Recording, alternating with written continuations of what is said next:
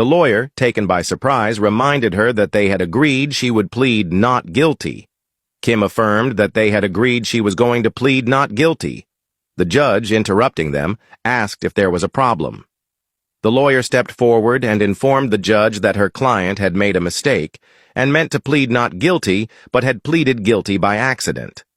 The judge, staring at Kim, told her she would ask again for the last time and expected her to state clearly what her plea was. Kim agreed. The judge, still keeping her eyes on her, asked again for the plea. Kim stood firm on her decision and stated that she indeed pleaded guilty to the charges. The lawyer, feeling defeated, looked at her and told her she was making the worst mistake of her life. The judge stated that since the defendant had pleaded guilty, it made her work easier, and that she would proceed with the sentencing. Before she could continue, Kim requested to say something before the sentence was delivered. The judge agreed and gave her the podium. Kim explained that the reason she was pleading guilty was that she no longer wanted to run from her mistakes and crimes.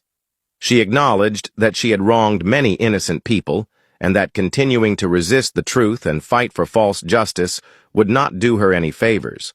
She added that being in jail had made her reflect on many things in her life and that she regretted the path she had taken. She glanced at Minsu and said that she had people around her who truly loved and appreciated her without conditions, yet she had hurt them and driven them away through her own actions. Looking at Wubin, she stated that a good friend, whom she hoped would remain a friend, once told her that sometimes people direct their trauma and pain toward the wrong individuals who do not deserve it. She admitted that it was too late to apologize or turn things around, and that the only justice she could receive was the punishment the judge would give her. She looked at her father, who was sitting in shock, and said that all she had ever wanted was to be loved by him. If he had shown her even a bit of affection and guidance, things might have turned out differently. She added that regardless of everything, she still loved him and would still choose him as her father in another life. She looked back at the judge and thanked her for allowing her to speak, stating that she was ready for her sentence.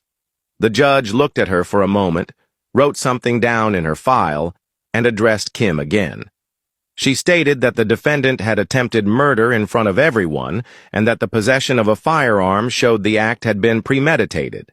She noted that the motive was clear. Kim believed she should have been the one getting married. The judge acknowledged that Kim had shown remorse, although it could not be determined if it was genuine.